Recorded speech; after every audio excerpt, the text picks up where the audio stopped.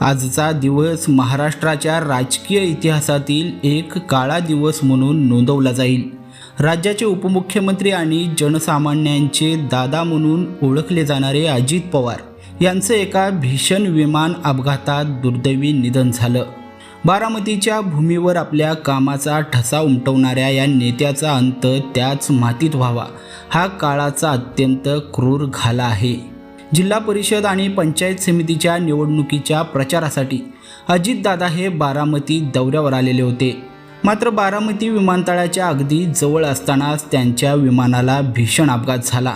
धावपट्टी शेजारील शेतात हे विमान कोसळलं आणि क्षणात आगीच्या भक्ष्यस्थानी पडलं। या अपघाताच्या घटनास्थळावरील दृश्य अक्षरशः काळीज हादरवून टाकणारी आहेत। आगीच्या ज्वालामध्ये ते छोटे विमान पूर्णपणे जळून खाक झालं होतं। या अपघातात अजितदादांसह त्यांचे 2 सहाय्यक पायलट आणि इतर दोघांचा अशा एकूण 6 जणांचा मृत्यू झालेला आहे। हा अपघात घडल्यानंतर मात्र अजितदादांची अखेरची झुंज अपयशी ठरली आहे। अपघातानंतर तातडीने अजितदादांना आणि जखमींना उपचारासाठी रुग्णालयात दाखल करण्यात आलेलं होतं। संपूर्ण राज्य त्यांच्या प्रकृतीसाठी प्रार्थना करत होतं। मात्र मृत्यूशी दिलेली त्यांची झुंज अखेर अपयशी ठरली। उपचार सुरू असतानाच त्यांची प्राणज्योत मालवली आणि दादा परवाचा अकाली अंत झालाय। एक भरून न निघणारी पोकळी या निमित्तानं महाराष्ट्राच्या राजकारणामध्ये निर्माण झालेली आहे।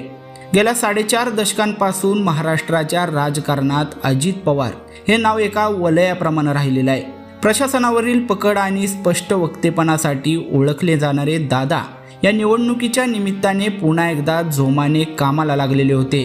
दोन्ही राष्ट्रवादी काँग्रेस एकत्र आल्यानंतर त्यांच्या नेतृत्वाखाली एक नवी आशा निर्माण झालेली होती। पण या अपघाताने सर्व काही हिरावून नेलेलं आहे। अजित पवार यांच्या निधनानं केवळ बारामतीचंच नव्हे तर संपूर्ण महाराष्ट्राचं कधीही भरून न निघणारं नुकसान झालंय। एक कर्तव्यदक्ष नेता आज आपल्यातून निघून गेलेला आहे। त्यांना आणि त्यांच्यासोबत प्राण गमावलेल्या सर्वांना भावपूर्ण श्रद्धांजली।